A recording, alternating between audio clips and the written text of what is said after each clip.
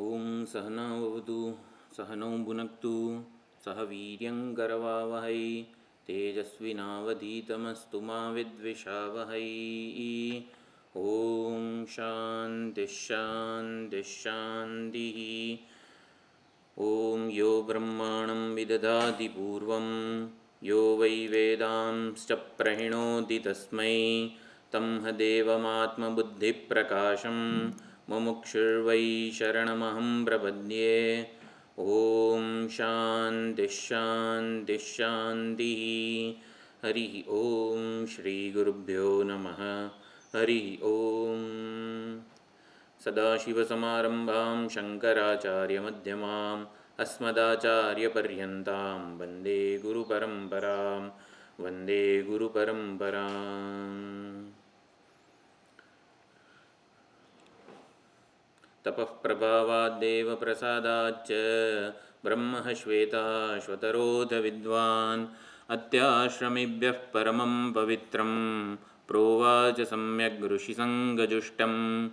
यस्य देवे परा भक्तिः यथा देवे तथा गुरौ तस्यैते कथिता ह्यर्थाः प्रकाशन्ते महात्मनः। श्वेताश्वतरते स्वस्ति वेदशाखाप्रवर्तिने ब्रह्मज्ञानं स्वशाखोत्थं भिक्षां यच्छाद्यनो मुने। श्वेताश्वतरमन्त्राणां ब्रह्मार्थोपनिषद्गिरां पुण्यकृत्पुण्यतीर्थानां षडध्यायविराजिताम् अवच्छेदत्रयातीतनिर्मलज्ञानमूर्तये मनोगिरां विदूराय दक्षिणामूर्तये नमः। निगमान्तप्रदीपाय निस्सङ्गसुखसंविदे संसारतापनोदाय विद्याश्रीपतये नमः। प्रत्यस्ताखिलभेदाय जगद्विभ्रमसाक्षिणे ज्ञानोत्तममुनीन्द्राय नमः प्रत्यक्सुखात्मने। नित्यानन्दं निराधारं निखिलाधारमव्ययं निगमाद्यगतं नित्यं नीलकण्ठं नमाम्यहम्।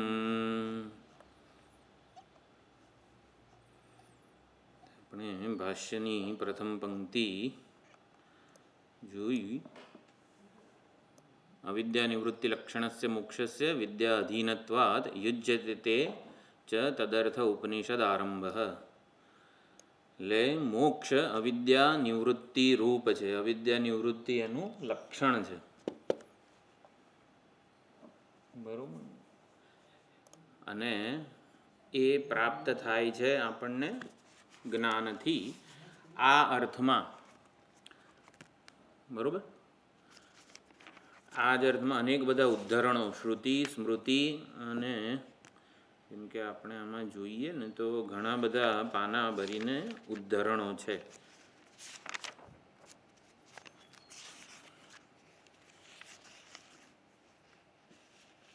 આપણે ગઈ વખતે એક વિચાર ખાસ કર્યો કે અવિદ્યા પરિકલ્પિત સાધનોથી જ આપણે સુખી થવાનો પ્રયત્ન કરીએ છીએ.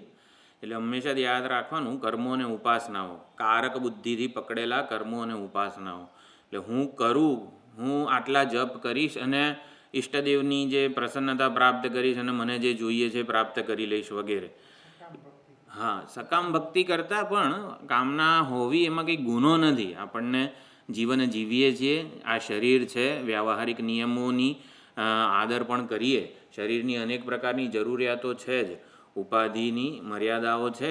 એટલે ઉપાધિને અમુક જરૂરિયાતો લાગણી ભૌતિક બધી સ્તરની જોઈએ, પરંતુ આ મળવું જ જોઈએ વગેરે. એટલે એના માટે મારા વિશેનો જે ખ્યાલ છે એ પકડી રાખવું અને ભગવાન પાસે માગું. એટલે તું જુદો છે એટલે ભગવાનને જુદો રાખવું. હું અલ્પ જ રહું અને પછી અલ્પ બની રહીને કર્મોની ઉપાસનાઓ કરું. એટલે મારા વિશેનો ખ્યાલ પકડી રાખીને ભગવાનને મારાથી જુદો માનીને કર્મોની ઉપાસનાઓ, જપ, ધ્યાન, જે કંઈ પણ આપણે કરતા હોઈએ આધ્યાત્મિક વસ્તુઓ, એ બધીની અહીંયા એટલે એ કર્મોની ઉપાસનાઓ વિદ્યા પરિકલ્પિત સાધન કેમ કીધા કર્મોને ઉપાસનાઓને? કારણ કે એ અવિદ્યા વડે કલ્પાયેલી ભેદ બુદ્ધિપૂર્વક થાય છે. અવિદ્યા પરિકલ્પિત સાધનોથી સુખી થવાનો પ્રયત્ન કરીએ છીએ એટલે અવિદ્યા કલ્પિત ભેદ બુદ્ધિને સત્યતા આપીને ટકાવી રાખીને આપણે સુખી થવાનો પ્રયત્ન કરીએ છીએ. એટલે આ ભેદ બુદ્ધિની નિંદા કરેલી છે. કર્મો અને ઉપાસનાઓ જે સાધન છે એની નહીં. કર્મો અને ઉપાસનાઓમાં રાખવામાં આવેલી અવ્યવસાયાત્મિકા બુદ્ધિ, અહીંયા જેટલા પણ કોટેશન છે ને એમાં વારંવાર આ વસ્તુ આવશે. અવ્યવસાયાત્મિકા બુદ્ધિ એટલે હું કરતાં ભોગતા છું એવું માનીને પછી અલ્પ છું, દેહાભિમાની વગેરે જે કંઈ પણ, એટલે અલ્પતા, પરિચ્છિન્નતાને સત્યતા આપીને આપણે જે કંઈ પણ કરીએ. વ્યવસાયાત્મિકા બુદ્ધિમાં યોગ બુદ્ધિ અને સાંખ્ય બુદ્ધિ, ભગવદ્ ગીતાનો સંદર્ભ જો સમજીએ તો યોગ બુદ્ધિ એટલે હું ઈશ્વરનો સેવક છું, ઈશ્વરનો ભક્ત છું, આવી રીતે સાત્વિક કરતા છું, એટલે મારું કર્તૃત્વ ભોક્તૃત્વ એમાં સાત્વિક છે. અવ્યવસાયાત્મિકા બુદ્ધિમાં કર્તૃત્વ ભોક્તૃત્વ રાજસ અને તામસ છે અને માટે અધપતન થાય છે. સાત્વિક કર્તૃત્વ તો આપણું ઉર્ધ્વગતિ જ કરનારી છે. એટલે અવિદ્યા પરિકલ્પિત સાધન એટલે અવિદ્યાથી કલ્પાયેલી ભેદ બુદ્ધિને પ્રમોટ કરીને, મોટિવેટ કરીને આપણે જે કંઈ પણ કર્મો ઉપાસનાઓ કરીએ એ. હા, એટલે આટલું અવિદ્યા પરિકલ્પિત સાધન એટલે ભેદ બુદ્ધિ એવું આપણે સમજવાનું છે. અને આ મોક્ષસ્ય વિદ્યા અધીનત્વાદ અવિદ્યા નિવૃત્તિ લક્ષણસ્ય મોક્ષસ્ય.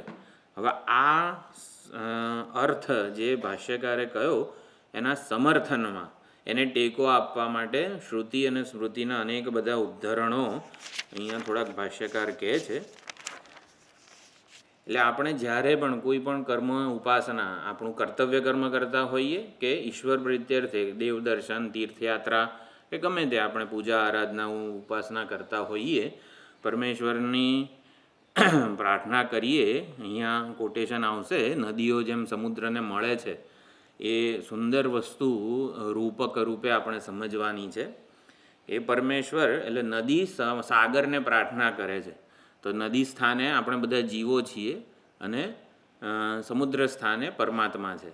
તો નદી જ્યારે સમુદ્રને મળે ત્યારે હું ગંગા, યમુના વગેરે જે છું એ જે વ્યક્તિત્વની ઓળખ છે એ જે ગુમાવે છે. પાણી તત્વ રૂપે તો એ પહેલાં પણ જે હતી એની એ જ રહે છે. એટલે નદીએ પોતાનું કહી શકાય એવું તો કશું ગુમાવ્યું જ નથી. જેને નદી કહેવામાં આવે છે, વહેતું પાણી, એવું તો એણે કશું ગુમાવ્યું નથી. એટલે એણે છોડ્યું કે છોડવું પડ્યું છે શું? નામ અને રૂપનું જે અભિમાન છે એનાથી પોતાને માપતી હતી નદી. એટલે કે આપણે પણ નામ અને રૂપ, હું ઋષિ છું, ઋષિનું આટલું સામર્થ્ય છે, ઋષિની આટલી મર્યાદા છે. સામર્થ્ય અને મર્યાદા, વિશેષતા અને પરિચ્છિન્નતા કે મર્યાદા, આ અભિમાન જો નદી સમુદ્રને મળી જાય એ તો એક પ્રકારનું મર્જર છે, આંખે જોઈ શકાય એવું છે. હવે આપણે તો માત્ર અભિમાનથી મુક્ત થવાનું છે. રિયલ મર્જર આમ જીવ બ્રહ્મ ભળી જાય ને એવું બધું કશું નથી. આમાં અવિદ્યા કલ્પિત જુદાઈ છે ને એ જ ખાલી નષ્ટ પામે છે. તો પરમાત્માને આપણે જેમ કે ઈશાવાસ્યમાં પણ સુંદર પ્રાર્થના કરી છે, મને સત્યના દર્શન કરવા છે, એવી રીતે પરમાત્માને રોજ પ્રાર્થના કરીએ કે મને આપનામાં સમાવી લો. આપનાથી જે જુદાઈ મારી કલ્પાઈ છે એ જુદાઈથી મારે કોઈ હવે પ્રયોજન નથી. મારે મારું અલગ નામ રૂપ ઓળખ તમારાથી જુદી એવી ટકાવી રાખીને કોઈ જ મારે વિશેષ પ્રયોજન નથી. આપનાથી જુદો પાડે એવો કોઈ ગુણ, કર્મ, ઉપાધિ, વિશેષતા મારે રાખવા નથી. એટલે વ્યક્તિત્વ, કર્તૃત્વ, ભોક્તૃત્વ વગેરે કંઈ જ મારે જોઈતું નથી. એટલે નદી જાણે કે પ્રાર્થના કરે છે સમુદ્રને, સમુદ્રરૂપ પરમેશ્વર, આપણાથી જુદા રહીને મેં અનેક કષ્ટો ભોગવ્યા છે, અનેક જગ્યાએ આમ તેમ આફળવું પડ્યું છે, પથ્થરોને અથડાવવું પડ્યું છે, બધું કરવું પડ્યું છે. એટલે નદી તરીકેની મારી અલ્પ ઓળખ હવે મને જોઈતી નથી. એટલે નદી જ્યારે આવું પ્રાર્થના કરે છે સમુદ્રને કે મારે મારી અલ્પ ઓળખ હવે જોઈતી નથી, આને જ ભક્તિ કહેવામાં આવે છે. આ પરાભક્તિ કે આ જ્ઞાનની જ પ્રાર્થના છે. એટલે ભક્ત ભગવાનને પ્રાર્થના કરે છે કે હવે આ જુદાઈ જોઈતી નથી. આપણાથી જે મને જુદાઈ ચાલી રહી છે એ હવે મારે જોઈતી નથી. તો આને અવિદ્યાની નિવૃત્તિ કહેવાય છે. અવિદ્યા નિવૃત્તિ રૂપી મોક્ષ જ્ઞાનને અધીન છે. જ્ઞાન જ આ પરાભક્તિ રૂપે કહેવાય છે. એટલે ભક્તિ અને જ્ઞાન વગેરે જુદા જુદા છે એવું જરાય માનવાની જરૂર નથી. હવે જરા કોટેશનમાં જોઈ લઈએ એકવાર તો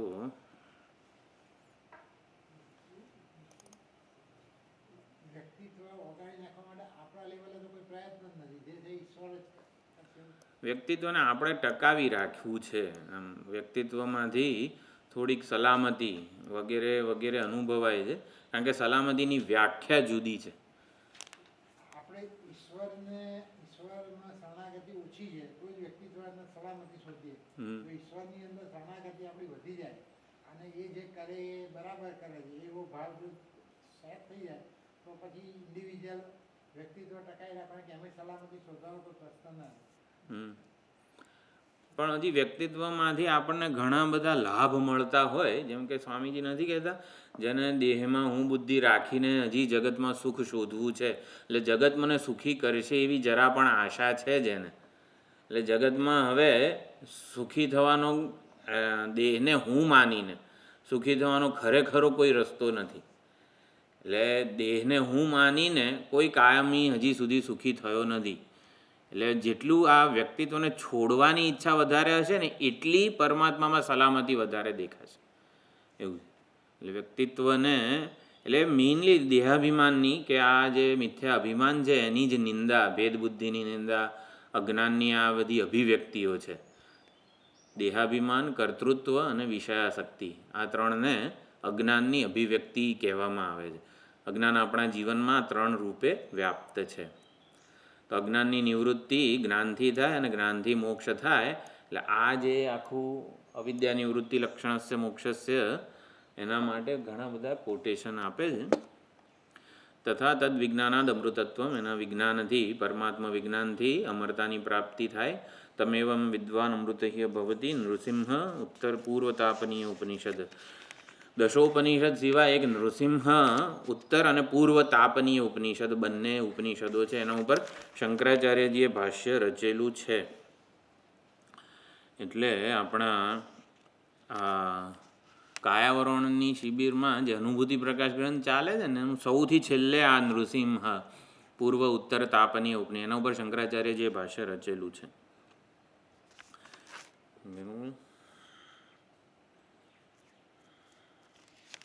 આમાં નાન્ય પંથા વિદ્યતે અયનાય મોક્ષસ્ય, બીજું કંઈ આમાં છે તો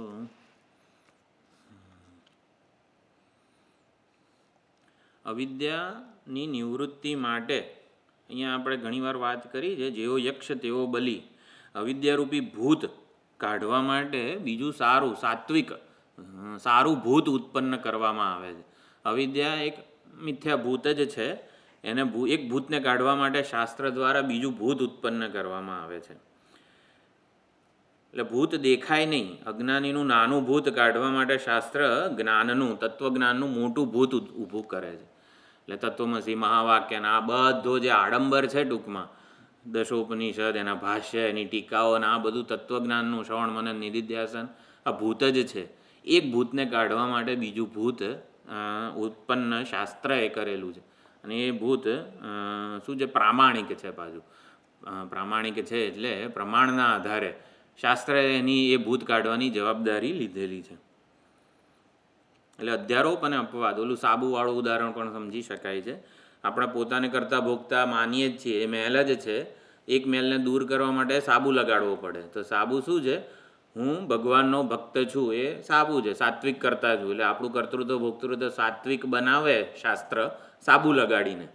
શાસ્ત્રએ સાત્વિક કર્તૃત્વ ભોક્તૃત્વનો સાબુ લગાડ્યો કે તું ભગવાનનો ભક્ત છું, ઈશ્વરાર્થે તું તારા કર્તવ્ય કર્મ કર, ઈશ્વર પ્રસન્ન થાય એ રીતે કર, ઈશ્વરની આજ્ઞા સમજીને કર વગેરે. ફળમાં માલિકી ભાવ ના રાખીશ, ફળને સમષ્ટિને અર્પણ કરીને કર. આ બધો સાબુ છે. એટલે ઉપાસનાઓ અને કર્મો એ સાબુ જ છે.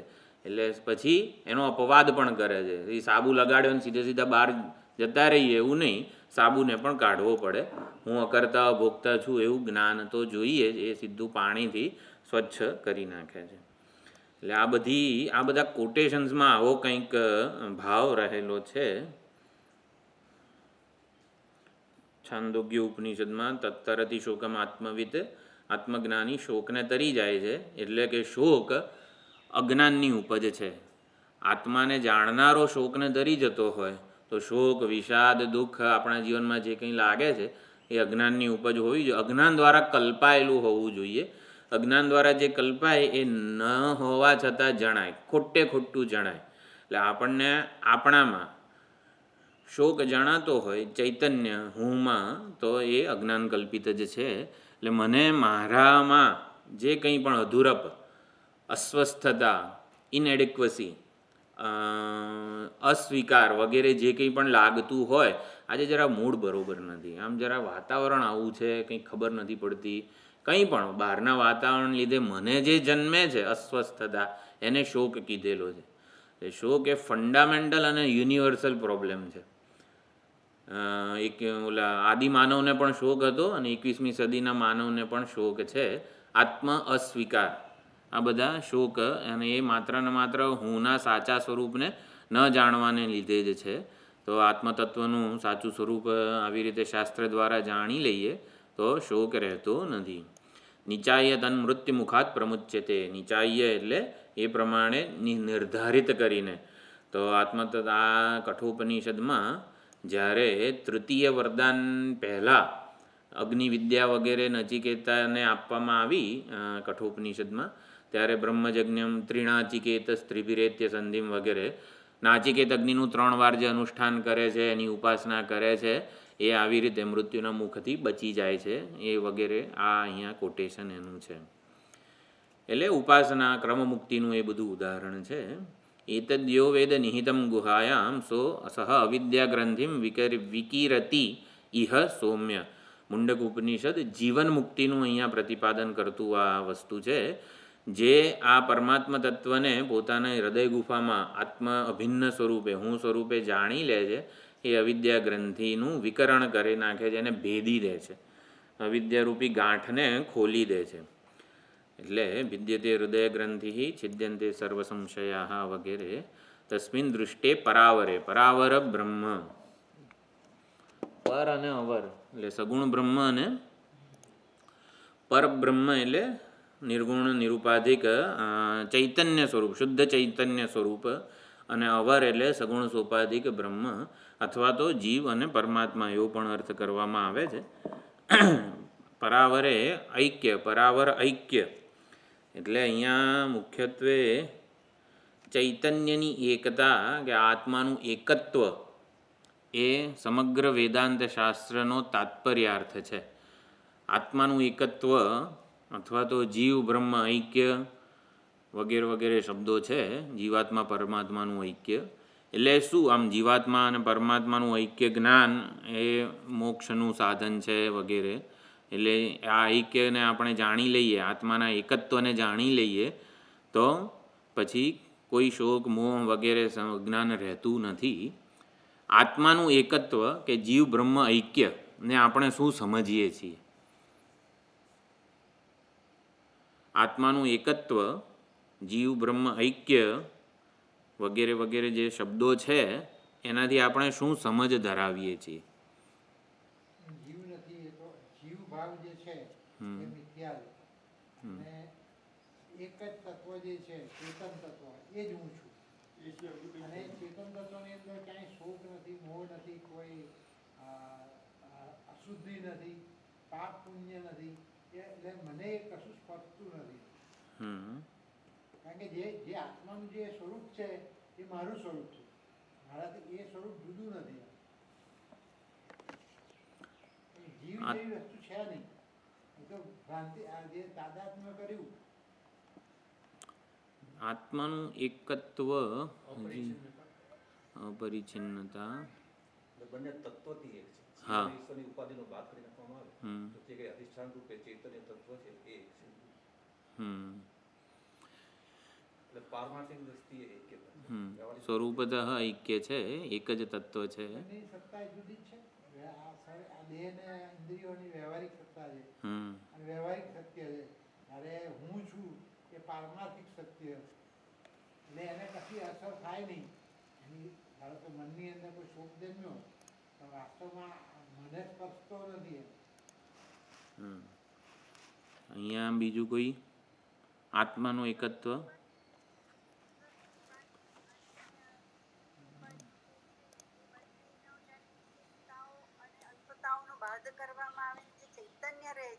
હા. શરૂઆતમાં રૂપ. સર્વાત્માને શું કહેવાય? સર્વાત્મા શબ્દ છે, સર્વાત્મા ભાવ કે જે હોય, સર્વાત્મા સ્વરૂપ બધાનું સાર તત્વ એક જ છે. બધાનું સાર તત્વ એક જ છે.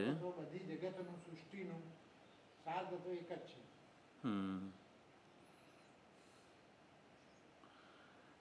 એક જ અદ્વિતીય આત્મતત્વ. એમાં કોઈ વિભાગ નથી, કોઈ ભિન્નતા નથી, કોઈ સજાતીય વિજાતીય એવા કોઈ સગત કોઈ ભેદ નથી આત્મતત્વમાં. એટલે ચૈતન્યની એકતા એટલે આમ બધું યુનિટી એવી રીતનો અર્થ નથી. એકત્વ એટલે એક અદ્વિતીયત્વ, ચૈતન્યનું અદ્વિતીયત્વ આ પહોંચાડવાનું છે. એટલે કે દ્રષ્ટા અને દૃશ્ય વગેરે જે વસ્તુ છે, જીવનો બ્રહ્મ સાથે જે પ્રકારનું સંબંધ છે અને જગતનું બ્રહ્મ સાથે જે પ્રકારનો સંબંધ છે, એટલે અદ્વિતીયતાને સમજવા માટે આ બંને વસ્તુને સમજવી જોઈએ. ચૈતન્યની એકતા છે એટલે શું કે જગતના કિસ્સામાં એ સ્વરૂપતઃ મિથ્યા છે. નામ અને રૂપ સ્વરૂપતઃ મિથ્યા છે, તત્વતઃ મિથ્યા છે. એટલે જગતના નામ અને રૂપ, એટલે જગત જ્યારે બ્રહ્મમાં લય પામે જ્ઞાન વડે, ત્યારે એ સ્વરૂપતઃ બાધિત થઈ જાય છે. જીવનું મર્જર બ્રહ્મમાં જ્ઞાન વડે, ઐક્ય જ્ઞાન વડે એવું નથી.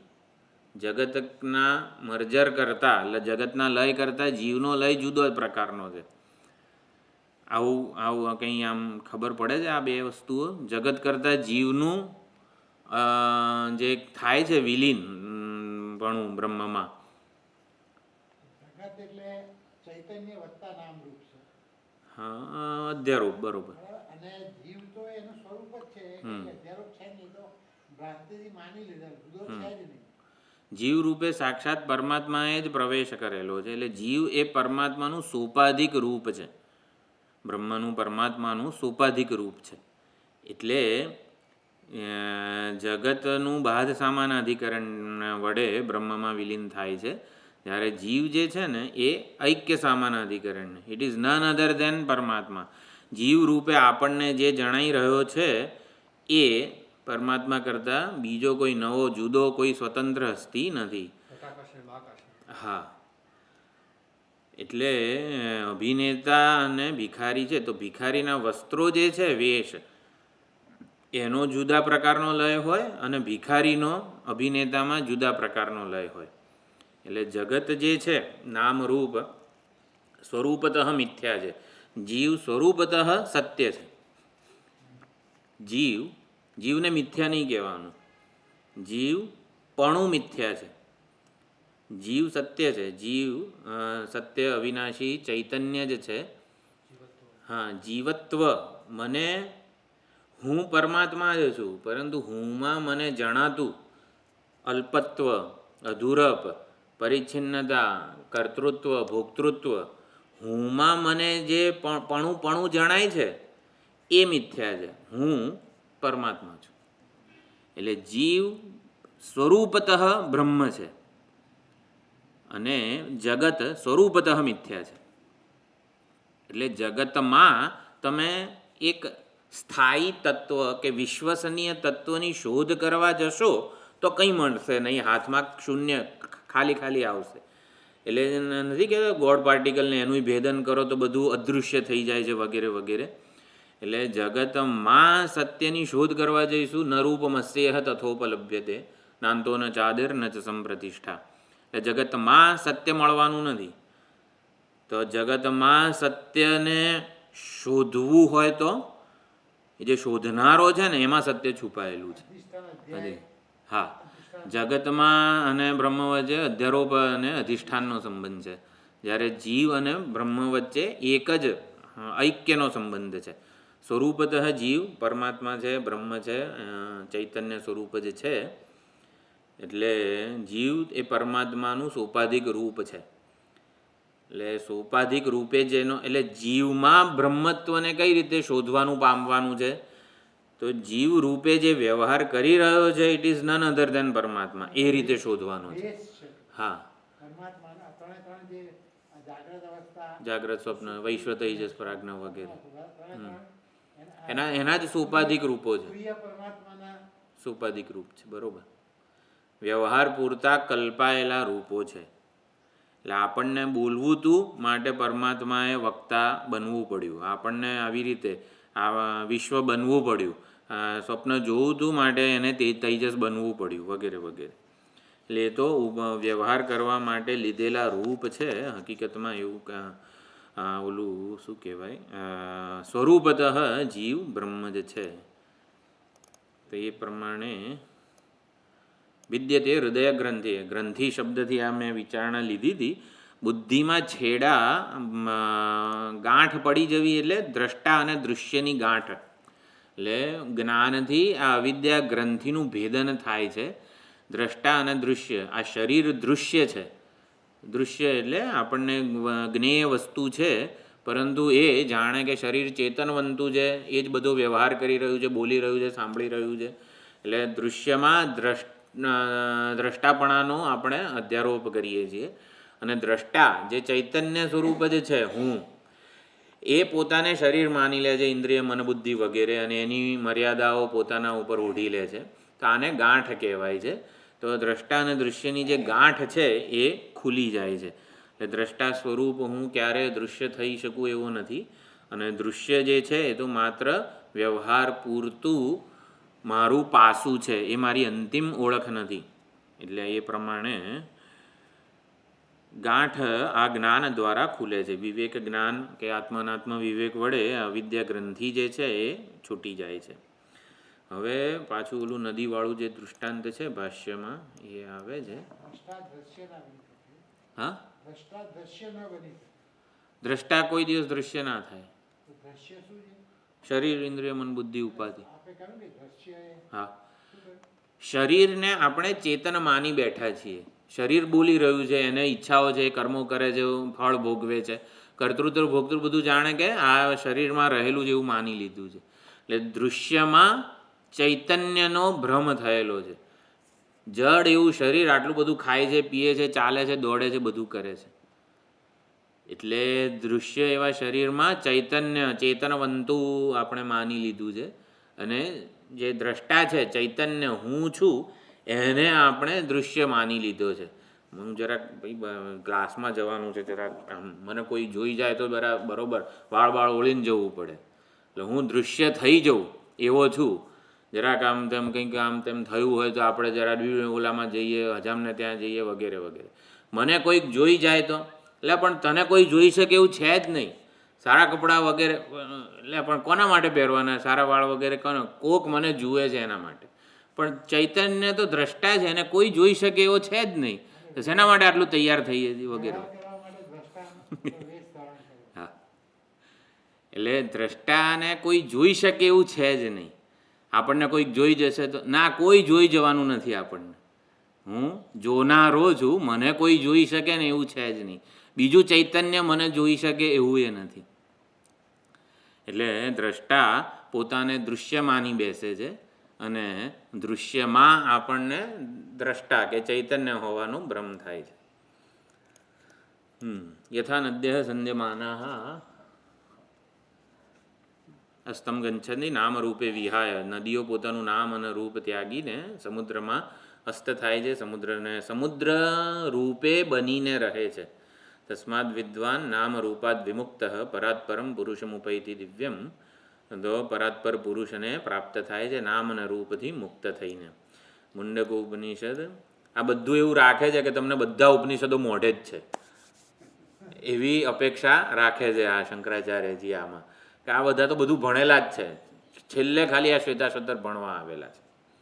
સયો હવૈ તત્ પરમમ બ્રહ્મવેદ બ્રહ્મૈવ ભવતી. જે પરમ બ્રહ્મને જાણી લે છે, બ્રહ્મ જ્ઞાની નથી થતો, બ્રહ્મ જ બનીને રહે છે. બ્રહ્મને જાણનારો બ્રહ્મનો જ્ઞાની નથી થતો. એટલે કે શું કહેવાય આને, આપણે ધન પ્રાપ્ત કરીએ તો ધનવાન કહેવાઈએ, બરાબર ને? ધનવાળા, વી આર પોઝેસ્ડ ઓફ, એટલે કે આપણે ધન ધરાવનારા થઈએ. તો એમ બ્રહ્મ જ્ઞાન પ્રાપ્ત કરીએ તો બ્રહ્મ જ્ઞાન ધરાવનાર, બ્રહ્મ જ્ઞાન એટલે ધન મારા કરતાં જુદું અને હું ધનવાન, એમ એટલે ધન મારો એક ગુણ થાય. એવી રીતે અહીંયા ધનથી વિશિષ્ટ બને છે ધનવાન. ધનથી જે વિશિષ્ટ બને, ક્વોલિફાઈડ બને, એને ધનવાન કહેવાય. એવો સંબંધ અહીંયા બ્રહ્મ જ્ઞાનનો નથી. બ્રહ્મને જાણનાર બ્રહ્મ જ્ઞાન વડે આપણે જ્ઞાનથી વિશિષ્ટ બનવાનું નથી, બ્રહ્મ થઈ જાય છે. બ્રહ્મ જ્ઞાની બ્રહ્મવિદ બ્રહ્મૈવ ભવતી, એટલે બ્રહ્મને જાણનારો બ્રહ્મ જ્ઞાની નથી થતો, પણ બ્રહ્મ બની જાય છે, એવું છે. એટલે ધન ધરાવનાર ધનવાન થાય, એવી રીતે જ્ઞાન ધરાવનાર જ્ઞાની, એવું નહીં, જ્ઞાન સ્વરૂપ થઈ જાય છે. ધનવાનમાં તો શું હતું કે ગરીબ હતો, એ ધનવાન હતો નહીં. આમાં તો બ્રહ્મ સ્વરૂપથી છીએ જ. છીએ જ. ખાલી જે એના પર આવરણ આવ્યું છે, હા. એ જ્ઞાન એને હટાવી દે, હટાવી દે છે. automatic હમ. clear થઈ જાય. બ્રહ્મવાઇદમગ્ર આસીત, આપણે બૃહદારણ્યકમાં પણ એ જ પ્રમાણે છે. એટલે જ્ઞાન થતાં પહેલાં પણ બ્રહ્મ સ્વરૂપ જ છે. તો જ્ઞાનથી માત્ર જે છે વાસ્તવિકતા એની જ ઓળખ થયેલી છે. એટલે નદી અને સમુદ્ર દ્વારા, એટલે નદી પોતાની વિશેષતાને છોડે છે. એવી જ રીતે વિશેષતા જે આપણને આપણામાં જણાય છે, અત્યંત સરળ, દુનિયામાં બ્રહ્માંડમાં સૌથી વધુ સરળતમ તત્વ હું છું. સૌથી સરળ, કારણ કે કોઈ વિશેષતા નથી. સરળ એટલે નિર્વિશેષ, બીજાથી જરા જુદો પડું ને એવો હું છું જ નહીં, એમ એટલું બધું સામ્ય છે આપણા બધામાં. સૌથી સરળ એટલે આપણે આપણામાં બીજા કરતાં જુદી કોઈ જરાય વિશેષતા રાખીએ નહીં. બાળકની જેમ કોઈ જ પ્રકારનું આમ નિર્દોષમ હિ સમમ બ્રહ્મ વગેરે. તો એ સરળતા સ્વરૂપ હું છું. એટલે વિશેષતાઓને છોડીએ તો પરાત્પર બ્રહ્મને પ્રાપ્ત થઈ જાય છે. એટલે જીવ રૂપ નદી સમુદ્ર રૂપ પરમાત્માને મળે છે ત્યારે એ બ્રહ્મ જ બનીને રહે છે. વ્યવહારમાં વિશેષતા વધારે મહાન ગણાય. હા, અને આમાં વિશેષતા ઝીરો. એટલે જ ભક્તિ માર્ગે શું કર્યું, જેટલી વિશેષતાઓ છે ને બધી વિશેષતાઓ સગુણ બ્રહ્મમાં મૂકી. એના જેવું કોઈ મધુર નહીં, એના જેવું કોઈ આ નહીં, એના જેવું કોઈ સુંદર નહીં. સુંદરતા, મધુરતા, બધી વિશેષતાઓનો અવધિ બતાવ્યો આપણને કૃષ્ણ પરમાત્મા રૂપે. તમે સુંદરતાની અવધિ જુઓ, એના સિવાય બીજું કોઈ સુંદર ના હોય, એના જેવું કોઈ સુંદર ના હોય. મધુરતાની અવધિ જુઓ ને આ પ્રેમની અવધિ જુઓ, જેટલી પણ વિશેષતાઓ છે એના અવધિ રૂપે આપણને કૃષ્ણ પરમાત્મા, રામ વગેરે આપણા ઈષ્ટ દેવતા બતાવવામાં આવ્યા, કે જેથી આપણને મધુરતા, સુંદરતા અને વગેરે જે કંઈ પણ વિશેષતાઓ જોઈતી હોય ને એ જગતમાં નહીં પણ ઈષ્ટ દેવતામાં જોઈએ. અને એ રીતે આપણે ઈષ્ટ દેવતા તરફ વળીએ, ઈષ્ટ દેવતાની ભક્તિ થાય, સેવા થાય, એટલે જગતનું આકર્ષણ છૂટે. આપણને પોતાને મહાન બનવાનું કે વિશેષ બનવાનું જે છે ને આમ એ છૂટે, કે ખરેખર આ મધુરતાની ખાણ તો આપણો વાલો છે, તો શું કરવા આપણે બનીને રહેવું છે. એટલે એમ કરીને કૃષ્ણ પરમાત્મા તન્મય થઈ જઈએ આપણે, અને પછી ત્યારે પ્રસન્ન થાય અને પોતાની જ વિશેષતાઓ પોતે સંકેલી લે. સગુણ પરમાત્મા પ્રસન્ન થાય ત્યારે પોતાનું જે વિશેષ સ્વરૂપ છે સંકેલી લે, આપણા હૃદયમાં જ પ્રગટ થાય અભિન્ન સ્વરૂપે. દદામી બુદ્ધિ યોગમ તમ યેન મામ ઉપયાંતિ તે વગેરે બધા 10મા અધ્યાયમાં સુંદર શ્લોકો છે. સગુણ સ્વરૂપ પરમાત્મા જ્યારે પ્રસન્ન થાય ત્યારે આ પ્રમાણે એ પોતે પોતાનું નિર્ગુણ સ્વરૂપ પ્રગટ કરે છે. એટલે નિર્ગુણનું જ્ઞાન છે ને સગુણની ભક્તિપૂર્વક, એ પ્રમાણે ત્યાં ભગવદ્ ગીતામાં પણ આવ્યું. સયો હવૈ તત્ પરમમ બ્રહ્મવેદ બ્રહ્મૈવ ભવતી. ચલો, બ્રહ્મવિદ આપણે જોયું. હવે આગળનું કેટલી મિનિટ છે? સયો હવૈ તદ અચ્છાયમ અલોહિતમ શુભ્રમ અક્ષરમ વેદયતે યસ્તુ સૌમ્ય. આવું બધું યાદ આવે છે પ્રશ્નોપનિષદમાં, આપણે ભણેલા છીએ એવું. અચ્છાયમ એટલે અજ્ઞાન વગરનું, અશરીરમ બધા શરીર વગરનું, અલોહિતમ એટલે રજસ મારા ખ્યાલથી છે કોઈ પ્રકારના ગુણધર્મો રહિતનું, છાયા એટલે તમો ગુણ રહિત પૂર્ણ પ્રકાશ, અચ્છાયમ એટલે સ્વયં જ્યોતિ સ્વરૂપ, અશરીરમ એટલે સ્થૂળ સૂક્ષ્મ કારણ શરીરની ઉપાધિ વગરનું નિરુપાધિક તત્વ, અલોહિતમ એટલે સર્વ ગુણધર્મોથી રહિત, શુભ્રમ અક્ષરમ વેદયતે જે શુદ્ધ ચૈતન્ય સ્વરૂપને જાણે છે એ આવી રીતે સર્વવિદ ભવતી સર્વ બનીને રહે છે, સર્વજ્ઞ અને સર્વરૂપ થઈ જાય છે. સહ સર્વજ્ઞ ભવતી સર્વો ભવતી એવું પ્રશ્નોપનિષદનું વાક્ય છે. તો સર્વજ્ઞ અને સર્વ બની જાય છે. પછી સ સર્વમ એવ એતિ એટલે સર્વને પ્રાપ્ત થઈ જાય છે, કોઈનાથી જુદો રહેતો નથી. આપણે કેવું એકબીજાથી જુદા આપણે પોતાને રાખીએ છીએ, જાણે કે જુદા એટલે હું જેટલો, જો જુદાઈ શબ્દ છે ને જરાક સમજવાની વસ્તુ છે. આપણી જુદા રાખતા નથી એટલે એકબીજા ઉપર આમ જાણે કે ખભા ઉપર ચડી જવાનું એવો અર્થ નથી. જુદાઈ લાગણીના સ્તરે સમજવાની છે. હું મને મારો જેટલો આદર કરું છું, મારી અનુકૂળતાઓ જેટલી સાચવું છું, એટલી જ અનુકૂળતા બીજા બધાની સાચવું. ચાલો આખા જગતની નહીં પણ આપણા જેટલા સર્કલ છે એની સાચવીએ તો એને ઐક્ય કહેવાય, એકતા કહેવાય, અદ્વિતીયતા કહેવાય. એટલે જુદાઈ હંમેશા ભૌતિક સ્તરે આપણે માપવાની નથી. આપણું શરીર વગેરે જુદા છે, એની મર્યાદાઓ અને વિશેષતાઓ પણ જુદી જુદી જ છે. એટલે જુદાઈ જ્યારે પણ આવે ને ત્યારે આ લાગણીના સ્તરની જુદાઈ આપણે સમજીએ. લાગણીના સ્તરે ઐક્ય, વિદ્યા વિનય સંપન્ને બ્રાહ્મણે ગવિ હસ્તિની, એમાં લાગણીના સ્તરે સમાન વ્યવહાર થઈ શકે છે. ભૌતિક વ્યવહાર તો જુદો જ છે બધા સાથે, પરંતુ લાગણીના સ્તરનો વ્યવહાર બધી ઉપાધિઓ સાથે એક થઈ શકે છે, એક અથવા તો સમાન થઈ શકે છે. માવો મૃત્યુ પરિવ્યથા આ પણ પ્રશ્નોપનિષદમાં છે. તત્ર કોમોહ કશોક ઈશાવાસ્યમાં, વિદ્યામૃતમશ્નુતે પણ ઈશાવાસ્યમાં છે.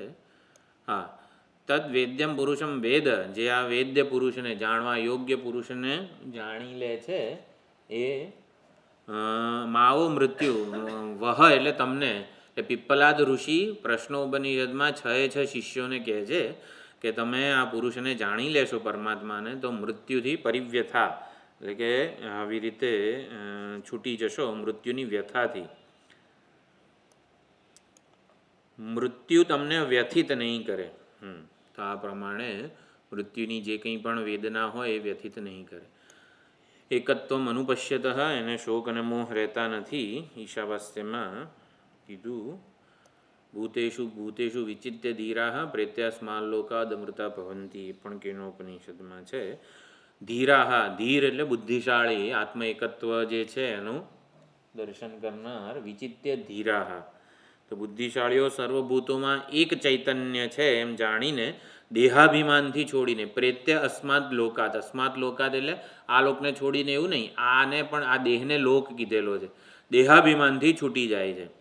બુદ્ધિશાળી મનુષ્યો સર્વભૂતોમાં એક ચૈતન્યને જોઈને દેહાભિમાનથી છૂટી જાય છે. દેહાભિમાનથી છૂટવાનો એક જ રસ્તો છે તત્વજ્ઞાન, અથવા તો સર્વભૂતોમાં એક જ ચૈતન્ય એટલે શું, આ ઉપાધિમાં બોલનારું ચૈતન્ય અને બીજી બધી ઉપાધિઓમાં રાડો પાડનારું ચૈતન્ય એક જ છે. મૌન રહેનારું ચૈતન્ય પણ એક જ છે. એટલે ચૈતન્યમાં કોઈ ભેદ નથી. આને એકત્વ કહી શકાય. એટલે દેહ પોતે એ ચૈતન્યને દ્રષ્ટિમાં રાખીએ તો પછી વ્યક્તિત્વ જે છે એ આપણું વ્યક્તિત્વથી છૂટી જઈએ છીએ. બાળકોને એવું જોઈએ, બાળકોને એવું એ રમતા હોય છે. હા, ત્યારે કંઈ એવું એમને જુદાઈ જેવું હોતું નથી. જુદાઈ નથી હોતી. સરળતા, નિર્દોષતા બધું ત્યારે પ્રગટ થાય છે. આપણે જુદાઈની ઓલી શું કહેવાય કોમ્પ્લેક્સ જ ઊભો કરેલો છે હકીકતમાં. એવું કે કામવાળાનું બાળક ને આ બાળક, એ લોકોને એવું નથી હોતું. કામવાળાનું બાળક જોડે હા, અપહત્ય પાપમાનમ અનંતે સ્વર્ગે લોકે જે પ્રતિષ્ઠતી કેનોપનિષદમાં છેલ્લે બધી ઉપાસનાઓ આવે છે ત્યારે આની ચર્ચા છે. અપહત્ય પાપમાનમ, તો જેટલા કંઈ પણ પાપ છે એ દેહાભિમાનને વળગેલા છે. બહુ સુંદર બધા શ્લોકો છે. પોતાને દેહાભિમાન એટલે શું? પરિચ્છિન્નતા. પરિચ્છિન્નતા જો આ શરીરનો આપણે અભિમાનપૂર્વક જ વ્યવહારમાં ઉપયોગ કરવાનો છે. અત્યારે બોલી રહ્યા છીએ આપણે, તો શરીરમાં અભિમાનપૂર્વક જ આ બોલાઈ રહ્યું છે, સંભળાઈ રહ્યું છે. બધો વ્યવહાર શ્રવણ મનન નિધિધ્યાસન અને શરીરની ઉપાધિને લઈને જ થવાનું છે ને. પરંતુ આ પાપમાનમ એટલે કે વ્યષ્ટિ દેહાભિમાનને ટકાવી રાખવાનું, એમાં સલામતી જોવાનું વગેરે જે છે ને એ પાપ છે. તો એ બધા પાપને છોડીને આપણે પ્રજાપતિ વિદ્યા જે છે એમાં પણ જોયું અપહત પાપમાં વગેરે વગેરે, જે ત્રણેય શરીરોથી વર્જિત છે. ચોથા વિકલ્પમાં પ્રજાપતિએ ઇન્દ્રને એ પ્રમાણે કીધું હતું. પ્રજાપતિ વિદ્યા જ્યારે ઇન્દ્ર ચોથી વખત જાય છે ત્યારે આત્મ મૃત્યુ મઘવન મર્ત્યમ વા ઇદમ શરીરમ, આ શરીર મર્ત્ય છે, મૃત્યુના આત્મ સતત મૃત્યુના સકંજામાં છે, પ્રત્યેક ક્ષણે જ મરી રહ્યું છે. એટલે શરીરને હું માનીને કોઈ દિવસ રાગ દ્વેષ અનુકૂળતા પ્રતિકૂળતાથી છુટકારો મળી શકે એમ નથી. એટલે શરીરમાંથી જે અભિમાન છે એને છોડવાની સુંદર ત્યાં વાત કરવામાં આવી. એટલે હા, એટલે બધા પાપ આ વ્યષ્ટિ સંકુચિતતાને જ પાપ કહેવામાં આવે છે. પાપ લાગે ક્યારે? પાપ કોને લાગે? અથવા તો વ્યક્તિત્વ જે સંકુચિતતા છે ને એ જ પાપ છે, પરિચ્છિન્નતા જ પાપ છે. એટલે આપણે પોતાને જ્યાં સુધી અલ્પ ઉપાધિ માનીશું ત્યાં સુધી કોઈક ને કોઈક તો પાપ આપણને લાગવાનું જ છે. પૂર્ણતા કરવા માટે અધર્મનો આશ્રય લેવો જ પડે, કરવું જ પડે. એમ તો અધર્મ પૂર્ણતા એટલે ઇવન સત્કર્મો કરીશું ને તો પણ એ પાપ લાગશે આપણને, એવું છે. એ ઓલું બાંધનારું જ થશે. બીજી વાર એ કર્મ કરવા માટે પ્રેરશે વગેરે વગેરે. ધારો કે બીજી વાર ચાલુ કરીએ એનું, એ તો ના પાડે છે. ના પાડે છે. 6 મિનિટ કોણ રાહ જુએ? મેં કીધું પહેલા ઝૂમ લઈ લઈશું પછી આ કરીએ. ઝૂમમાં છે ને હું બતાવી શકું છું, ઓલામાં મીટમાં ખબર નહોતી પડતી મારે કઈ રીતે બતાવવાનું. હા, સ્ટાર્ટ એન્ડ ઇન્સ્ટન્ટ મીટિંગ.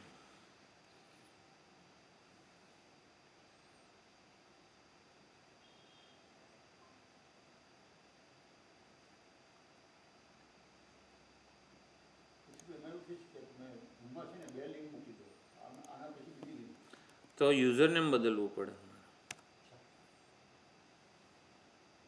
એટલે વાત સાચી જ તમારી. એક છે ને ડમી એક બીજું બનાવી લેવાય, ઓલું જીમેલ જ. હા, બંને મારા જ હોય એટલે વાંધો નહીં. હવે આમાં હા, હવે આમાં મ્યુટ લોકોનું કરો થતું નહોતું, એવું બધું હતું કદાચ.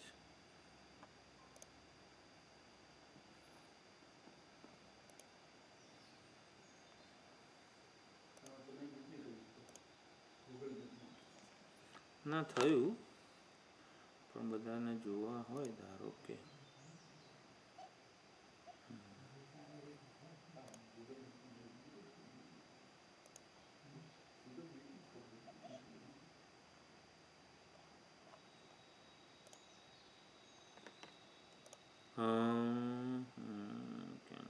રિફ્રેમ.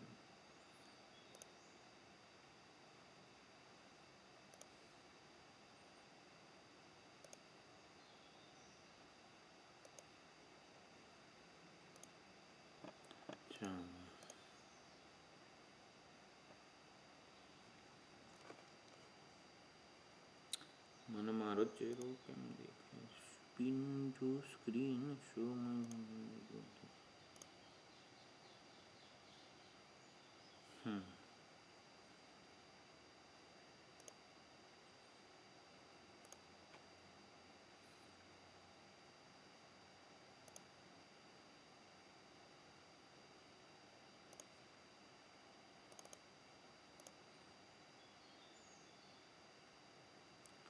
શેર કર્યું છું.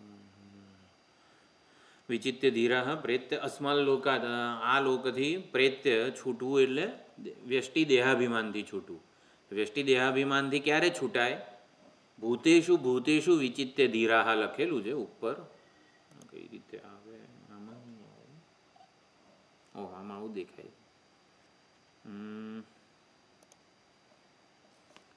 ભૂતેષુ ભૂતેષુ વિચિત્ય ધીરાહ લખેલું, બરોબર? એટલે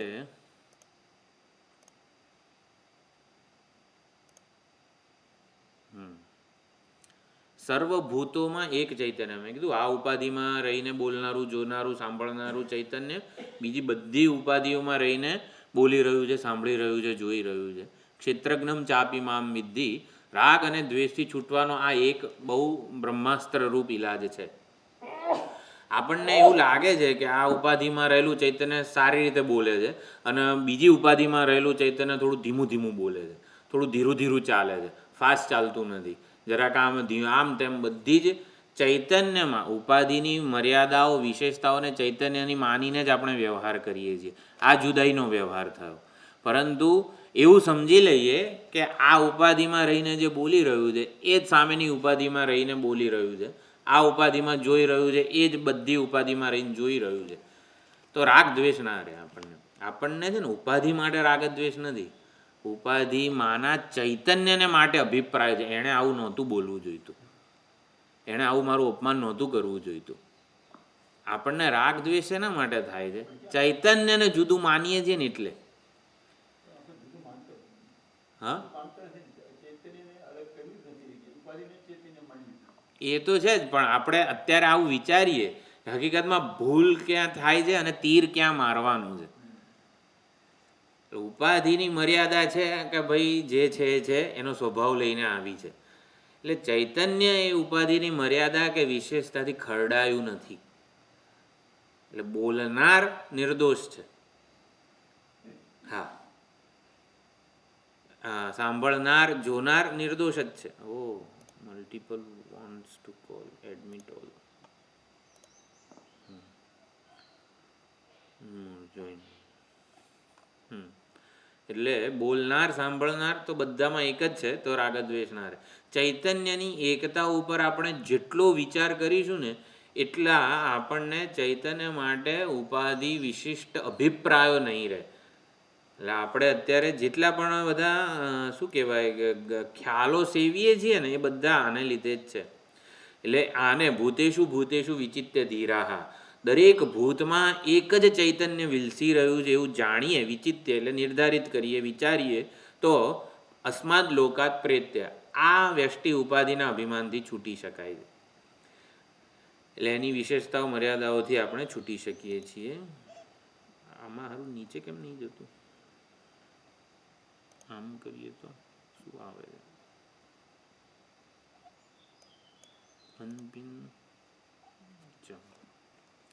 અપહત્ય પાપમાનમ વગેરે આપણે જોયું. અપહત્ય પાપમાનમ સ્વર્ગે લોકે તન્મયા અમૃતા વૈ બભૂવુઃ. તન્મયા જ્ઞાનમયા ચૈતન્યમયા વગેરે.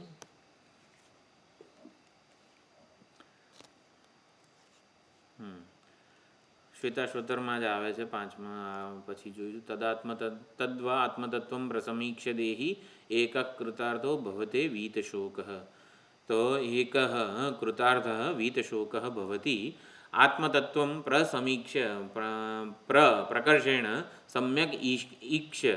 બધી જ ઉપાધિઓમાં રહેલું એક આત્મતત્વને સારી રીતે પ્રમાણ સહિત એનું ઈક્ષણ કરીને, જોઈને, વિચારીને કૃતાર્થ થાય છે, વીતશોક થઈ જાય છે. યતદ વિદુઃ અમૃતાસ્તે ભવંતી.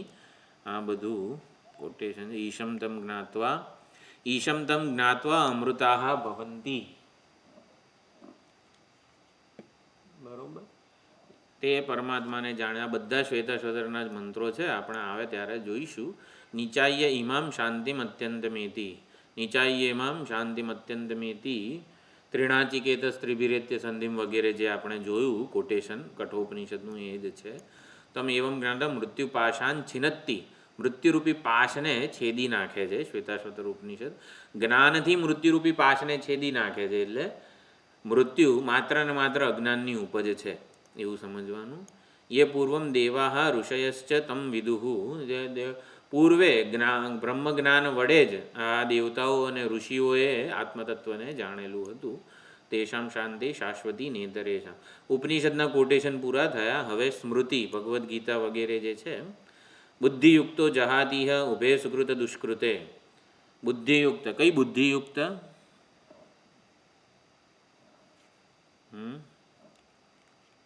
આપણી પાસે બુદ્ધિ તો છે જ ને.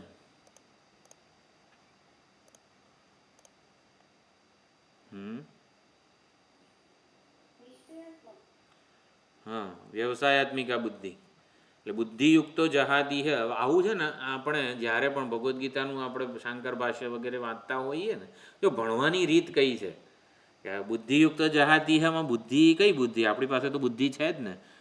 બુદ્ધિયુક્ત જહાતી હ ઉભે સુકૃત દુષ્કૃતે, પાપ પુણ્યથી છૂટી જાય છે. આપણી પાસે તો બુદ્ધિ છે જ ને, પાપ પુણ્યથી છૂટી જ જઈએ ને. નહીં, વ્યવસાયાત્મિકા બુદ્ધિ હોય, યોગ બુદ્ધિ અથવા સાંખ્ય બુદ્ધિ, તો આ ઉભે સુકૃત દુષ્કૃતે, સુકૃત દુષ્કૃત, શુભ અશુભ, ધર્માધર્મ પુણ્ય પાપ, એનાથી છૂટી જવાય છે. કર્મજમ બુદ્ધિયુક્તા હિ ફલમ ત્યક્ત્વા મનીષિણઃ જન્મબંધ વિનિર્મુક્તા પદમ ગચ્છન્તિ અનામયમ. કર્મજમ બુદ્ધિયુક્તા હિ ફલમ ત્યક્ત્વા મનીષિણઃ. બુદ્ધિયુક્તા, જો આમાં અન્વય કઈ રીતે થશે? બુદ્ધિથી યુક્ત જે છે, એટલે કે યોગ બુદ્ધિથી યુક્ત જે છે, એ કર્મજમ ફલમ ત્યક્ત્વા, કર્મમાંથી જન્મેલા, કર્મ કરીએ અને પછી જે રાગ દ્વેષ પાપ પુણ્ય જે કંઈ પણ જન્મે ફળને છોડીને મનીષીઓ બુદ્ધિશાળીઓ જન્મ અને બંધથી મુક્ત થઈ જાય છે, અનામય પદને પ્રાપ્ત થાય છે. એટલે બધું જ પાપ કહો, કર્મનું ફળ કહો, આ બધી વસ્તુઓ અવ્યવસાયાત્મિકા બુદ્ધિવાળાને લાગે છે. વ્યવસાયાત્મિકા બુદ્ધિવાળો બધા પાપ પુણ્યને તરી જાય છે, અનામય પદને પામે છે. સર્વમ જ્ઞાનપ્લવે નૈવ વૃજિનમ સંતરિષ્યસી. જ્ઞાનરૂપી નૌકા વડે આ પાપ સમુદ્રને, સંસારને પાપ સમુદ્ર કીધો તો દેહાભિમાનપૂર્વક ગમે તે વસ્તુઓ આવી રીતે પાપમય જ રહેવાની છે. તો આ જે જ્ઞાનરૂપી નૌકાથી આ સંસારરૂપી પાપ સમુદ્રને સારી રીતે તરી જવાય છે. જ્ઞાનાગ્નિ સર્વકર્માણી ભસ્મસાત કુરુતે તથા જ્ઞાનરૂપી અગ્નિ સર્વ કર્મોને ભસ્મસાત કરે છે. એટલે કર્મોને ભસ્મસાત કરે એટલે હા,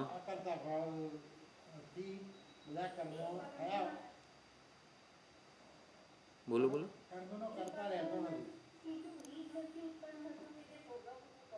હા, બરોબર. કર્તૃત્વ ભોક્તૃત્વને જ બાળી નાખે છે.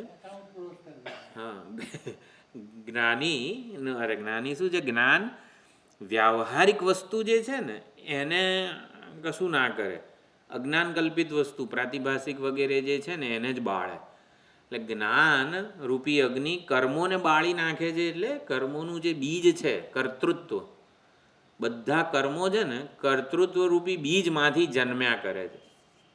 જેટલા પણ કર્મો છે પોતાને કરતા ભોગતા માનીએ ને તો જ જન્મ્યા કરે. કર્મનું બીજ આ કર્તૃત્વ કે અભિમાન છે ને એને બાળી નાખે છે. એટલે શું છે? જ્ઞાનાગ્નિ સર્વકર્માણી ભસ્મસાત કુરુતે તથા જ્ઞાનરૂપી અગ્નિ સર્વકર્મોનું મૂળ એવું કર્તૃત્વ જે છે, એટલે કે ચૈતન્ય અકર્તા છે એ જ્ઞાન રૂપી અગ્નિ ચૈતન્યમાં આરોપિત સર્વ કર્મોને બાળી નાખે છે, કર્તૃત્વને બાળી નાખે છે, ભસ્મસાત કરે છે. એતદ બુદ્ધવા બુદ્ધિમાન સ્યાત કૃતકૃત્યશ્ચ ભારત. પરમાત્મા શું છે? ઉત્તમ પુરુષ, પુરુષોત્તમને જાણીને બુદ્ધિમાન કહેવાય છે અને કૃતકૃત્ય થઈ જાય છે. કૃતકૃત્ય એટલે બધા જ કર્તવ્યો કરેલા થઈ જાય છે. જે કંઈ પણ કરવા યોગ્ય વસ્તુ છે એ બધું થઈ જાય છે. કશું કરવાનું બાકી રહેતું નથી. કંઈ કરવાનું બાકી ક્યારે ન રહે? એટલે કંઈ કરવાનું શેષ કઈ રીતે રહી જાય છે? કૃતકૃત્ય એટલે કર્તવ્યો કરવાના બધા થઈ જાય. ક્યાંક જવાનું, ક્યાંક મેળવવાનું, કશુંક મેળવવાનું, ક્યાંક જઈને સુખી થવાનું વગેરે વગેરે. હા બરોબર ના રે પૂર્ણતા આવી રીતે પ્રાપ્ત થાય એવી નથી બહારથી, કંઈક કરું ને મળે એવી નથી. એટલે પૂર્ણતા મારું સ્વરૂપ જ હોવું જોઈએ અને માટે એને જાણીને બુદ્ધિમાન થાય અને કર્તવ્ય બધા જે કંઈ જવાનું પામવાનું મેળવવાનું ને બધું સમાપ્ત થઈ જાય છે. અપૂર્ણતા કે અધૂરપ જન્માવે એવું કશું જ રહેતું નથી.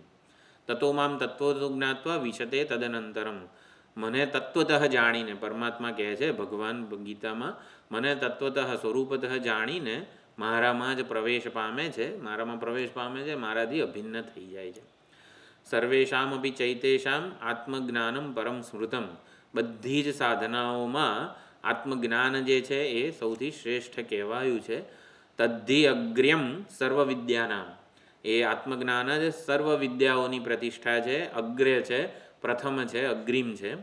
પ્રાપ્યતે હિ અમૃતમ યતઃ, આત્મજ્ઞાનથી જ અમરથા મળે છે. પ્રાપ્ય એતદ કૃતકૃત્યો હિ દ્વિજો ભવતી નાન્યથા, એ આત્મજ્ઞાનને પ્રાપ્ત કરીને જે દ્વિજ એટલે કે આ જે બ્રાહ્મણ છે એ કૃતકૃત્ય થઈ જાય છે, બીજી કોઈ રીતે નહીં.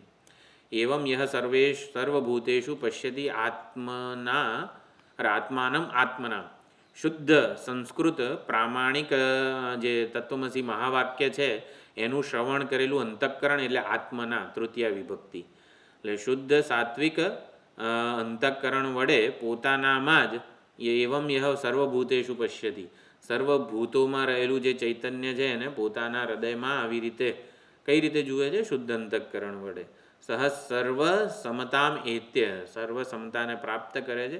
બ્રહ્મ અભ્યેતી, તો બ્રહ્મને પ્રાપ્ત થાય છે, સનાતન બ્રહ્મને પ્રાપ્ત થાય છે. આ બધા ક્યાંના કોટેશન છે? મહાભારતના લાગે છે.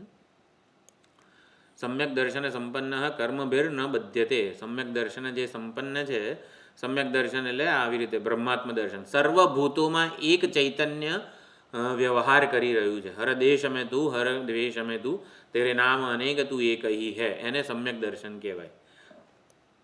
સમ્યક દર્શન સંપન્ન જે છે એ કર્મોથી બંધાતો નથી, કર્તૃત્વથી બંધાતો નથી. સામાન્ય રીતે સમજીએ, કર્મથી છૂટવાનો આ એક જ ઉપાય છે કે ભગવાનને આપણે સર્વકર્તા સમજીએ. કે સમ્યક દર્શન સંપન્ન એક રીતે અકર્તૃ સ્વરૂપ જે છે એ રીતે જાણીને, અથવા તો સર્વકર્મો જેમ કે સમુદ્ર મંથનની વિષપાન લીલા જે હતી એ વિષ ભગવાનને જ શોભે, એમને કાળો ડાઘો પડે તો એમની શોભા વધારે. એટલે કર્તૃત્વ અને ભોક્તૃત્વ જો પરમાત્માનું આપણે સમજી લઈએ, નિર્ધારિત કરી લઈએ કે સર્વ ઉપાધિઓમાં રહીને કર્મો કરનારો, વિચારો પ્રેરનારો એ જ છે, તો પછી આપણે કર્મોના ફળથી અને કર્મથી બંધાતા નથી. દર્શનેન વિહીનસ્તુ સંસારમ પ્રતિપદ્યતે, સમ્યક દર્શન વિહીન હોય તો બધી સંસારની પ્રાપ્તિ થાય છે. કર્મણા બધ્યતે જંતુ વિમુચ્યતે, તસ્માત કર્મને કુર્વંતી યતઃ પારદર્શિન. શંકરાચાર્યજીના ભાષ્યમાં મહાભારતમાં જ્યારે પણ આવી રીતે કર્મની નિંદા આવે, કર્મ વડે જંતુ બંધાય છે, ત્યારે હંમેશા યાદ રાખવાનું કર્મ પાછળની જે સકામ ભાવના છે, કર્મ એટલે કે સકામ કર્મ, સકામ કર્મ અથવા તો કર્તૃત્વ અને આવી રીતે કર્મફળની ઈચ્છાથી થતું કર્મ, કર્તૃત્વનું અભિમાનપૂર્વકનું અને કર્મફળની આસક્તિથી થતું કર્મ બાંધે. એટલે હકીકતમાં બાંધનારી વસ્તુ બીજી છે, કર્મ નથી. હા, કર્મ પાછળની આપણું અભિમાન અને વિષયાશક્તિ, આપણી કર્મફળની આસક્તિ. એટલે માટે એ લોકો જે વિદ્યા વિમુચ્યતે, જે જ્ઞાની લોકો છે એ યતયઃ પારદર્શિનઃ કર્તૃત્વના અભિમાનથી મુક્ત હોય છે, કર્મફળની આસક્તિથી મુક્ત હોય છે. એટલે અહીંયા લખ્યું કર્મને કુર્વંતી, હકીકતમાં કર્મને એને લાગે વળગે કંઈ નથી. આપણામાં કર્મને કુર્વંતી એટલે કર્તૃત્વનું અભિમાન અને કર્મફળની આસક્તિ, આ બે જ બંધન છે. જ્ઞાનમ નિશ્રેયસમ પ્રાહુ વૃદ્ધા નિશ્ચયદર્શિનઃ, જ્ઞાન જ નિશ્રેયસ એટલે કે કલ્યાણ, કલ્યાણનો એક જ ઉપાય છે આ જ્ઞાન. એમ વૃદ્ધ, જ્ઞાન વૃદ્ધ લોકો, નિશ્ચયદર્શિનઃ એવો નિશ્ચય કરેલા લોકો માને છે. તસ્માત જ્ઞાનેન શુદ્ધેન મુચ્યતે સર્વપાતકૈ, સર્વપાતકથી પાતક શું છે? દેહાભિમાન, કર્તૃત્વ વગેરે, એનાથી આ જ્ઞાન વડે મુક્ત થઈ જાય છે. એવં મૃત્યુમ જાયમાનમ વિદિત્વા જ્ઞાનેન વિદ્વાંસ તેજ અભ્યેતિ નિત્યમ. આ બધા કયા છે? હા હા હા હા, બહુ જ, મેં કીધું હમણાં પતી જશે. આ ચાલો એક જ પાનું છે. એવમ મૃત્યુમ જાયમાનમ વિદિત્વા, આ મૃત્યુ જે છે એને જ્ઞાન વડે, મૃત્યુ હકીકતમાં કોને કીધું છે? હું મરવાનો છું એવી જે લાગણી માન્યતા છે ને એને મૃત્યુ કીધું છે હકીકતમાં. હું અમરતા કોને કીધી છે? એટલે મારું ક્યારે મૃત્યુ થયું જ નથી, એટલે ચૈતન્યનો ક્યારે નાશ નથી, આ જ્ઞાનને અમરતા કીધી છે. અને મૃત્યુ એટલે શરીરનું મૃત્યુ બરોબર છે, શરીરનું મૃત્યુ એ હકીકતમાં તો એક ભાવથી ભાવાંતરની પ્રાપ્તિ છે. શરીર મૃત્યુ નામની વસ્તુ હકીકતમાં ભગવાનની સૃષ્ટિમાં નથી, ભાવથી ભાવાંતરની પ્રાપ્તિ છે. એક ભાવથી બીજા ભાવની પ્રાપ્તિ છે હકીકતમાં. મૃત્યુ એટલે આમ જાણ આપણે એવું માનીએ છીએ ને કે હવે કંઈ રહ્યું નથી, એવું નથી કશું એમ.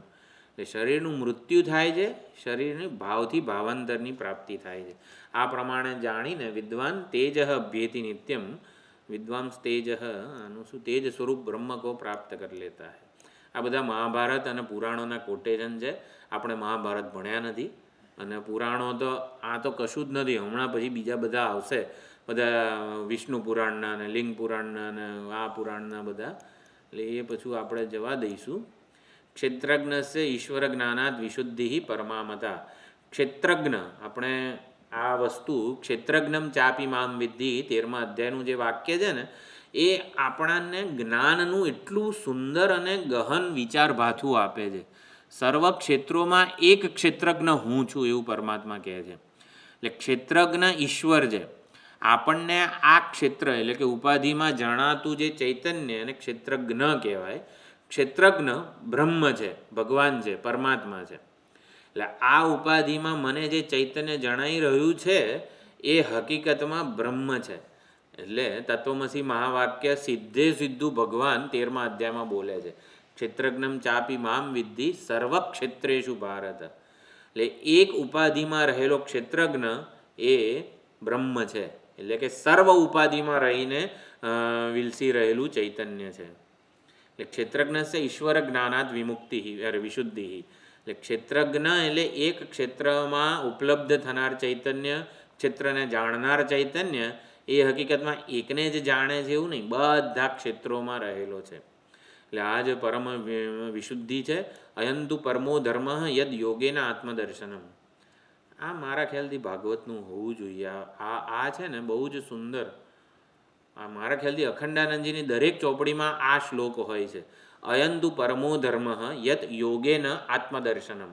આ જ શ્રેષ્ઠ ધર્મ છે જે કે યોગ વડે પરમાત્માની પ્રાપ્તિનો જે ઉપાય છે તત્વજ્ઞાન વગેરે એના વડે આત્મદર્શન થાય છે. આ બહુ વિદ્વાનોમાં પ્રસિદ્ધ વાક્ય છે. અયંતુ પરમો ધર્મ યત યોગેન આત્મદર્શનમ. આત્મજ્ઞ શોક સંતીર્ણ ભવતી. આત્મજ્ઞાની શોકને તરી જાય છે. ન બિભેતિ કુતશ્ચન. એ આવી રીતે કોઈનાથી લેપાયમાન થતો નથી. આત્મજ્ઞ મૃત્યો સકાશાત મરણાદ અથવા અન્ય કૃતાત ભયાત. મૃત્યુથી આ બધા ભયને તરી જાય છે, મરણના ભરથી અથવા તો બીજા કોઈક જુદાઈના ભ્રમથી. ન જાયતે ન મ્રિયતે ન વધ્ય ન ચ ઘાતક. જન્મતો નથી, મરતો નથી. ન બધ્યો ન બંધકારી વા ન મુક્તો ન ચ મોક્ષદ. પરમાત્મા આવો છે, જન્મતો નથી, મરતો નથી, આપણને કંઈ વાંધો નથી. ન વધ્ય, એને કોઈ વધ કરી શકે એમ નથી, ચાલો એનોય વાંધો નથી. ન ચ ઘાતક, એ મારનારોય નથી. ન બધ્ય, બાંધી શકાય એવો નથી. બંધન કરનારોય એ નથી, ચાલો હજી એ કંઈ વાંધો નથી. ન મુક્ત, આ વળીશું. અને ન ચ મોક્ષદ, આ પરમાત્માને પ્રાર્થના કરીએ છીએ આટલી બધી મોક્ષની, અને એ તો કહે છે ન મુક્ત ન ચ મોક્ષદ. લો, એવું થોડું ચાલે. આટલી બધી તારને પ્રસન્ન કરવા પ્રાર્થના કરીએ છીએ તો કહે છે ન ચ મોક્ષદ. પરમાત્મા મોક્ષ નહીં આપે આપણને. એ તો હેડો લડવા જોઈએ એમની જોડે. ન ચ મોક્ષદ ને ન ચ મુક્ત, એવું કેમ કીધું હશે? માથા ઉપર બીજું માથું કેવી રીતે આપે? ભગવાન કે એવું નહીં આપી શકો. હા, ભ્રાંતિ છે ને, બંધનની ભ્રાંતિ છે. વાસ્તવમાં બંધન છે નહીં. એટલે ન ચ મુક્ત જે શબ્દ છે ને, ન ચ મુક્ત એટલે કે મુક્તિનો અભિમાની નથી. એ જો અભિમાન હોવું અને સરળ મુક્તિ જે છે એ જુદી વસ્તુ છે. એટલે મુક્તિનો અભિમાની નથી. ન ચ મુક્ત ન મુક્તનો એ અર્થ કરેલો છે. મુક્તિનો અભિમાની નથી. હું મુક્ત છું એવું કોણ બોલે? હું એટલે પોતાની બદ્ધ અવસ્થાનું સ્મરણ કરે ને. હવે હું ધનવાન છું એવું કોણ બોલે? ભાઈ આટલું ધન કમાવ્યું. એટલે પહેલાં છે ને ધન નહોતું. એટલે કે પહેલાંની બદ્ધ કે નિર્ધન અવસ્થાનું સ્મરણ કરીને પછી હું મુક્ત છું કે હું ધનવાન છું એવું કોઈક બોલે. એટલે પરમાત્માને આવી કંઈ પોતાની બદ્ધ અવસ્થાનું કોઈ સ્મરણ વગેરે અભિમાન પણ નથી. એટલે મુક્તિનો અભિમાની નથી, પોતાની બદ્ધ અવસ્થાનું સ્મરણ નથી, એટલે બંધનનું એ સ્મરણ નથી. અને ન ચ મોક્ષ દહ, પરમાત્મા કોઈને બંધનમાં જોતોય નથી. એટલે બંધનને વાસ્તવિક સમજતો નથી. એ પ્રમાણે સમજવાનું. કોઈકને બંધનમાં જોઈએ તો એને મોક્ષ આપીએ ને, પણ પરમાત્મા કોઈને બંધનમાં, એટલે કે બંધન સાચું નથી એમ. એટલે બંધનને વાસ્તવિક સમજતો નથી ને માટે મોક્ષ આપતો નથી. એટલે ન મોક્ષદહ એટલે બંધનને સાચું સમજતો નથી. તો આ બધી જ એવમ શ્રુતિ સ્મૃતિ ઇતિહાસાદિષુ જ્ઞાનસ્ય એવ મોક્ષ સાધનત્વ અવગમાત. જો આટલા કોટેશન જોયા છે, હવે આગળના નહીં જોઈએ એવું હું માનું છું. તો શ્રુતિ સ્મૃતિ અને ઇતિહાસમાં જ્ઞાન જ મોક્ષનું સાધન છે. આપણે ગઈકાલે જે ચર્ચા કરી કે અવિદ્યા નિવૃત્તિરૂપ મોક્ષનો જ્ઞાનથી જ પ્રાપ્તિ થાય વગેરે, તો જ્ઞાન જ મોક્ષનું સાધન છે. એ પ્રમાણે જાણવામાં આવે છે. યુજ્યતે એવ ઉપનિષદ આરંભ. તો શ્રુતિ સ્મૃતિ અને ઇતિહાસ આ બધા કોટેશન હતા, આપણને ખબર નથી જે બધા એ આવી રીતે જ્ઞાન જ મોક્ષનું સાધન છે. અને અવિદ્યા નિવૃત્તિને જ મોક્ષ કહેવામાં આવે છે. અને અવિદ્યા નિવૃત્તિ રૂપ મોક્ષ જ્ઞાનને અધીન છે એવું કીધું. એટલે આટલું શાંકર ભાષ્ય છે. અને પછી પાછું કંઈક, ચાલો આ તો થોડુંક જોઈ લઈશું. કોટેશન આવે ને તો એ હવે આપણે જવા દઈશું થોડાક. કિંચ ઉપનિષદ સમાખ્યયા એવ સમાખ્યયા. સમાખ્યા એટલે નામ. ઉપનિષદ શબ્દ કે ઉપનિષદ નામ ઉપરથી પણ જ્ઞાનસ્ય એવ પરમ પુરુષાર્થ સાધનત્વમ અવગમ્યતે. સમાખ્યા એટલે જેમ આપણે તાત્પર્ય ષડલિંગ કહેવામાં આવે છે ને, ઓલો આમ તાત્પર્ય નિશ્ચય કરવા, ઉપક્રમ ઉપસંહાર અભ્યાસ અપૂર્વતા ફળ અર્થવાદ અને ઉપપત્તિ. એટલે તાત્પર્ય નિશ્ચય તત્વમસી એ ચૈતન્યની એકતા અદ્વિતીયતાનો જ અખંડાર્થતા સૂચવે છે વગેરે વગેરે. તેમ સમાખ્યા છે ને એ કર્મકાંડમાં કોઈ પણ મંત્ર હોય, જેમ કે શું છે, દીપ જ્યોતિ પરબ્રહ્મ દીપ જ્યોતિર જનાર્દન, આવો મંત્ર વેદમાં હોય તેને આપણે દીપ પ્રજ્વલન વખતે આ મંત્રનું ઉચ્ચારણ કરીને દીપ પ્રજ્વલિત કરવો, આવું આને વિનિયોજક પ્રમાણ કહેવાય. મંત્ર ઋગ્વેદમાં હોય, ઋચામાં દીપ જ્યોતિ પરબ્રહ્મ વગેરે જે મંત્ર છે ને એ ઋગ્વેદમાં હોય. ઋગ્વેદના મંત્રનો વ્યવહારમાં ક્યાં ઉપયોગ કરવાનો છે એ યજુર્વેદમાં હોય, સામવેદમાં હોય કે ગમે તે બ્રાહ્મણ વિભાગમાં હોય. સંહિતા વિભાગ અને બ્રાહ્મણ વિભાગ આ ખ્યાલ તો છે ને બધાને. વેદના 4 વિભાગ છે. સંહિતા વિભાગ એટલે આ બધા મંત્રો એમાં હોય. પુરુષ સૂક્તમ, રુદ્રમ, નારાયણ સૂક્તમ, શ્રી સૂક્તમ, આ બધું સંહિતા વિભાગમાં હોય. હવે અભિષેક વખતે રુદ્રમ બોલવું એવું છે ને બ્રાહ્મણ વિભાગમાં લખેલું હોય. એટલે બ્રાહ્મણ વિભાગ કેવો છે, મંત્રોનો કર્મમાં કેવી રીતે ઉપયોગ કરવો એ બતાવે છે. મંત્રો પછી સંહિતા, બ્રાહ્મણ, આરણ્યક વિભાગમાં ઓમ નમઃ શિવાય મંત્રથી શિવજીની ઉપાસના કેવી રીતે કરવી એ લખેલું હોય. અને વેદાંત જે ચોથો વિભાગ છે વેદનો, એમાં ઓમ નમઃ શિવાય એટલે તત્વમસી, શિવજી એ જ તારું ભિન્ન ચૈતન્ય સ્વરૂપ છે, આવું વેદાંતમાં લખેલું હોય. ખ્યાલ આવે છે? ઓમ નમઃ શિવાય મંત્ર હોય સંહિતા વિભાગમાં. ઓમ નમઃ શિવાય મંત્રથી અભિષેક કેવી રીતે કરવો એ લખેલું હોય બ્રાહ્મણ વિભાગમાં. ઓમ નમઃ શિવાય મંત્રથી ઉપાસના કેવી રીતે, શિવજીને પ્રસન્ન કેવી રીતે કરવા, અહંગ્રહ ઉપાસના કેવી રીતે કરવી એ લખેલું હોય આરણ્યક વિભાગમાં. અને ઓમ નમઃ શિવાય એટલે તું જ શિવ છું એ વેદાંતમાં લખેલું હોય. બરાબર. તો કર્મકાંડમાં આવી રીતે મંત્રોનું વ્યવહારમાં ઉપયોગ કરવા માટેના 6 લિંગ છે. જેમ આપણામાં ઉપક્રમ ઉપસંહાર વગેરે છે ને, એવી રીતે કર્મકાંડમાં પણ 6 લિંગ છે. એમાં સમાખ્યા નામનું એક લિંગ પણ આવે છે. પણ સમાખ્યાનો અહીંયા સંદર્ભ પ્રમાણે અર્થ આપણે નામ, ઉપનિષદ શબ્દ કે ઉપનિષદ નામ જે છે ને એના ઉપરથી પણ ખબર પડે છે. ઉપ એટલે બ્રહ્મની સમીપ લઈ જાય છે, ની એટલે નિશ્ચયપૂર્વકનું જ્ઞાન કરાવે છે, સદ એટલે સદ ધાતુના 3 અર્થ છે, વિશરણ ગતિ અવસાધન એટલે જ્ઞાનસ્ય એવ પરમ પુરુષાર્થ સાધનત્વમ, જ્ઞાન જ મોક્ષનું પરમ પુરુષાર્થનું એકમાત્ર સાધન છે એવું ઉપનિષદ નામ ઉપરથી પણ ખબર પડે છે. એટલે મેં શ્વેતાશ્વતર ઉપનિષદની જે ઓલી PDF મોકલેલી છે ને ગ્રુપમાં, એમાં ઉપનિષદની ઘણી બધી વ્યુત્પત્તિઓ આપેલી છે, એટલે એમાં પણ સમજી શકાય છે. તથા હિ ઉપનિષદ ઇતિ ઉપનિપૂર્વસ્ય સદેહે વિશરણગતિ અવસાદનાર્થસ્ય રૂપમ આચક્ષતે. ઉપ અને ની એ ઉપસર્ગ છે.